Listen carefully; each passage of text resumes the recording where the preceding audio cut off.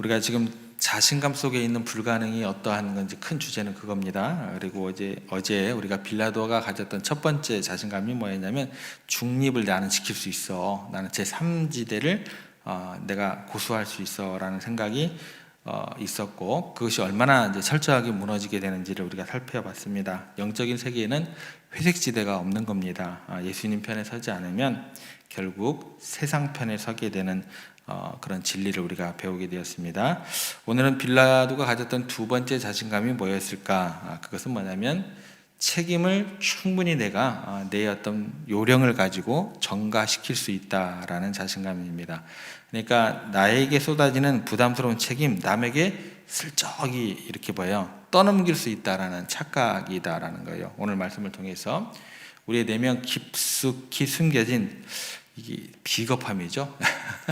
예, 비겁함이라는 부끄러움이 되는데, 이걸 좀 직면하면서 하나님 앞에 정직하게 서게 되는 그런 은혜가 우리 가운데 주어지게 되기를 소망해 봅니다. 그래서 오늘 말씀의 제목은 책임 전가라는 제목입니다. 오늘 본문의 상황을 보시면 빌라도가 이제 진퇴양난에 빠지게 되는 장면이 등장하게 됩니다. 로마 총독으로서 법적 권한을 가지고 예수님을 신문하기 시작했는데, 결과는 뭐예요? 이거 이제 무죄거든요. 결과는 법대로라면, 또 원칙대로라면 지금 당장 석방해야 된다라는 거예요. 그런데 밖에서는 유대인들이 분위기가 심상치가 않아요. 이거 잘못했다가는 폭동이 일어날 것 같은 그런 기세가 감지가 됩니다.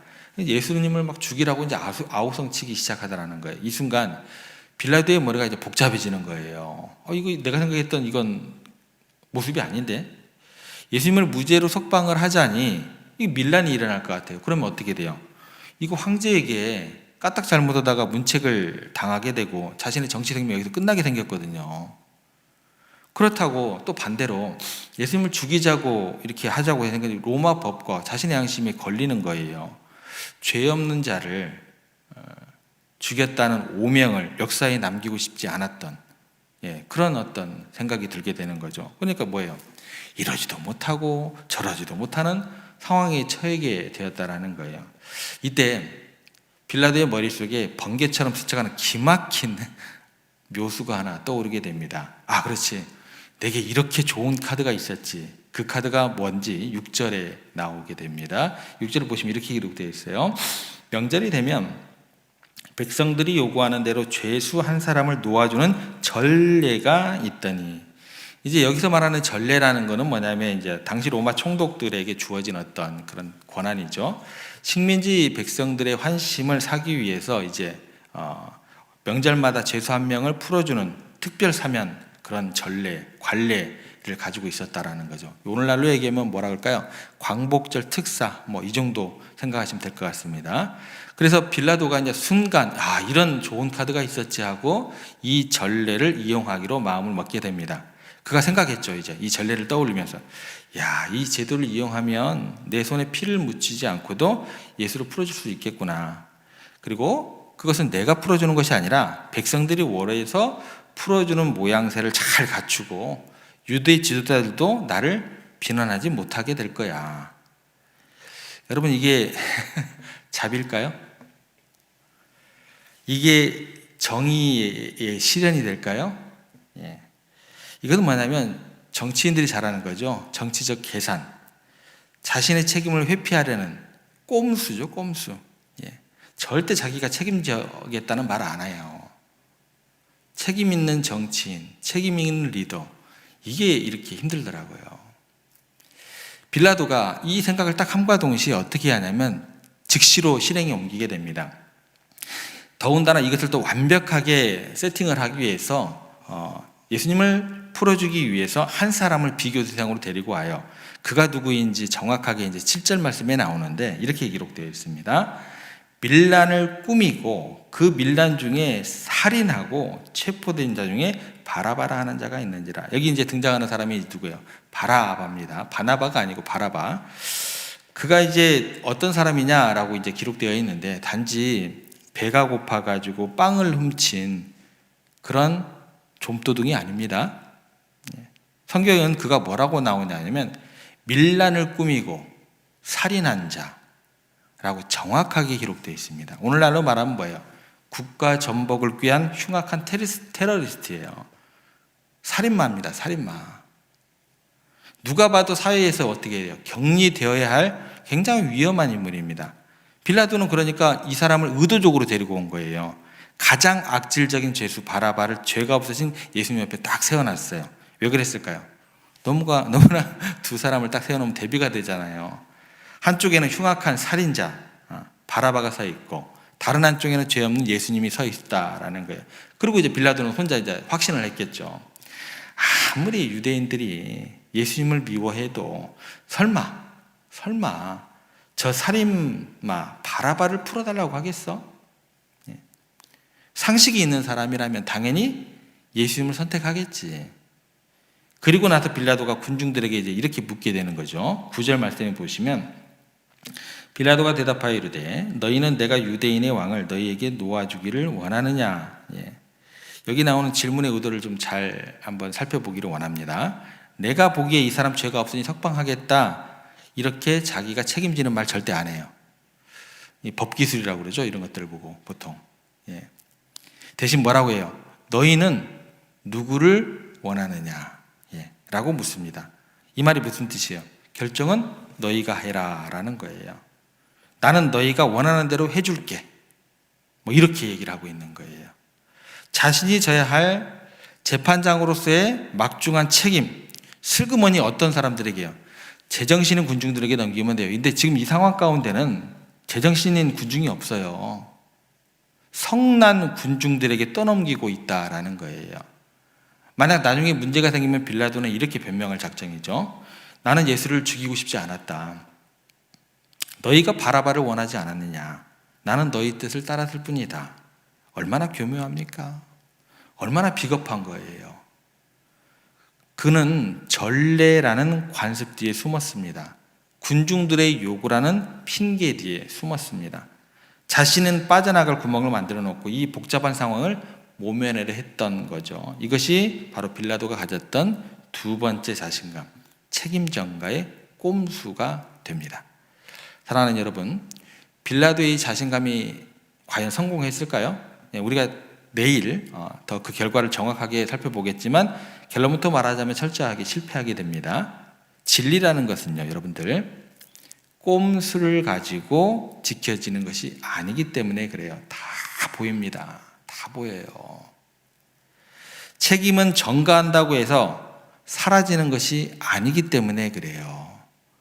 하나님께서 나를 오늘 부르셨다고 한다면 내게 주어진 오늘을 내가 책임질 수 있는 그런 성실함, 그런 사명에 충실한 모습이 우리 가운데 나타날 수 있어야 돼요.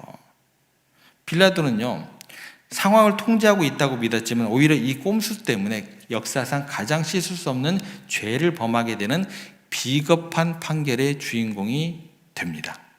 오늘 말씀을 묵상하면서 이제 우리 자신을 좀 돌아보게 됩니다. 우리 안에도 이 빌라도의 모습이 있지 않습니까? 우리는 문제가 생기면은요, 정직하게 그 문제를 직면하기보다 무언가 그럴듯한 이야기 뒤에 숨으려고 해요. 핑계를 댑니다. 창세기에 아담이 범죄했을 때 하나님께서 아담을 찾으시게 됩니다. 그때 뭐라고 물으시냐면 아담아 네가 어디 있느냐. 아담이 어디 있는지 하나님께서 몰라서 물으시는 질문일까요? 그게 아니죠.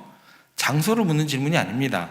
너는 지금 죄인의 자리에 있느냐 아니면 그 죄를 직시하고 회개하는 마음으로 회개의 자리에 있느냐, 이 얘기를 하고 계시는 거예요. 그러니까 하나님께서 아담에게 무슨 기회를 주시는 거예요? 정직해라. 네가 감당할 것 감당하고 자백할 기회를 주시는 시간입니다. 그런데 아담이라는 사람이 범죄한 후에 가장 먼저 한 일이 무엇인지 여러분 잘 아시잖아요. 무화과 나무 잎을 엮어서 자신의 부끄러움을 가렸습니다. 그리고 하나님 앞에 섰을 때 그가 이렇게 대답을 합니다. 창세기 3장 12절에 보면 하나님이 주셔서 나와 함께 있게 하신 저 여자, 그가 그 열매를 내게 주므로 내가 먹었습니다. 이렇게 먹었다는 얘기가 왜 이렇게 길어요? 앞에 뭐가 그렇게 사설이 많냐는 거예요. 여러분 이 대답을 자세히 보시면 아담은 단순히 여자가 줬어요, 내가 먹었어요, 절대 그렇게 얘기하지 않았어요. 그 다음에 앞에 뭐라고 얘기를 하세요? 하나님이 주셔서 라고 이야기를 합니다. 이 말 속에 담긴 굉장히 무서운 의도가 뭔지 생각해 보셔야 돼요. 하나님이 당신이 저 여자를 내게 주시지 않았다면 나는 죄를 짓지 않았을 겁니다. 그러니 근본적인 원인은 여자를 만들어 내게 주신 하나님께 있는 것 아닙니까? 여기까지 치고 올라가요. 그죠? 자신의 대를 1차적으로 누구에게 전가시키는 거예요? 아내에게. 궁극적으로 누구에게까지 떠넘기는 거예요? 네, 하나님에게까지 떠넘기는 거예요. 굉장히 무서운 죄를 저지르고 있는 겁니다. 이게 뭐냐면 죄성을 가지고 있는 인간의 본능적인 자기 방어 기제예요. 내가 살기 위해서 내가 정말 사랑해야 될 누구를, 아내를 팔아버리고 결과적으로 누구까지 나를 지으시고 나에게 모든 것을 허락하시고 또 나에게 사랑으로 대해주신 뭐예요? 하나님까지 모욕하는, 공범으로 만드는 것, 이것이 책임 전가라는 민낯이 되는 겁니다. 빌라도가 전례라는 명분 뒤에 숨었다면 아담은 무화과 나무 잎과 아내 뒤에 숨게 되었다라는 거죠. 오늘 우리도 마찬가지 아닐까요? 하나님의 말씀이 내 양심을 찌를 때 주님 제가 잘못했습니다, 그 말씀 앞에서 자복하면 되는 거예요. 그런데 그 얘기가 그렇게 어렵더라고요. 말씀마다, 선포되는 말씀마다 회개하라라고 이야기를 하는데, 그렇게 회개하기보다 나를 가려줄 뭐를 찾는 줄 아세요? 무화과 나무 잎을 찾고 있어요. 환경이라는 그래서 잎사귀 뒤에 숨으려고 합니다. 아유, 목사님 남들도 다 그렇게 하잖아요. 뭐예요? 전례 뒤에 숨으려고 해요. 상황이 어쩔 수 없어요. 제가 먹고 살다 보니까 그랬어요. 현실 뒤에 숨으려고 해요.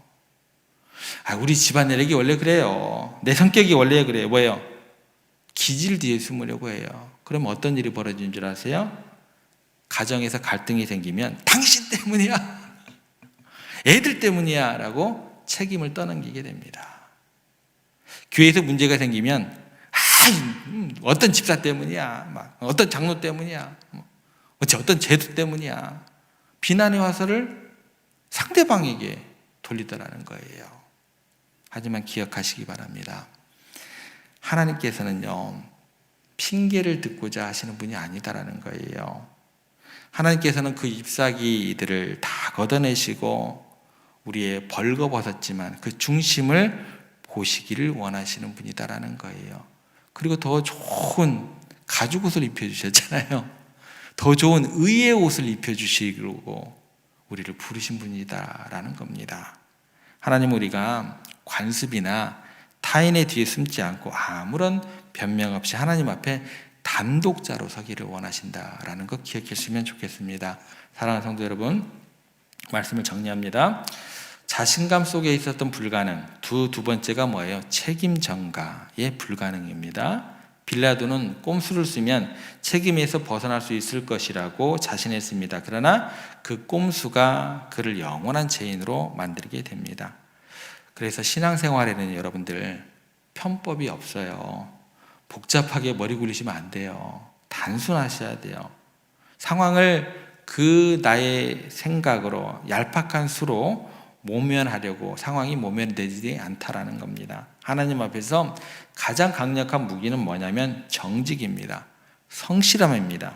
하나님, 제가 죄인입니다. 그래도 제가 책임지겠습니다. 상황이 어렵지만 말씀대로 제가 나아가겠습니다. 이렇게 고백할 때 하나님께서 그 인생을 책임져 주십니다. 하나님께서 피할 길을 내어주시고 감당할 능력도 주실 겁니다. 오늘 하루 여러분의 삶의 현장에서 핑계대며 숨는 자가 아니요, 예수님처럼 묵묵히 자기 십자가를 지고 나아갈 수 있는 책임 있는 믿음의 성도 여러분들 되시기를, 또 세중의 모든 권속들 되시기를 주님의 이름으로 부탁드립니다.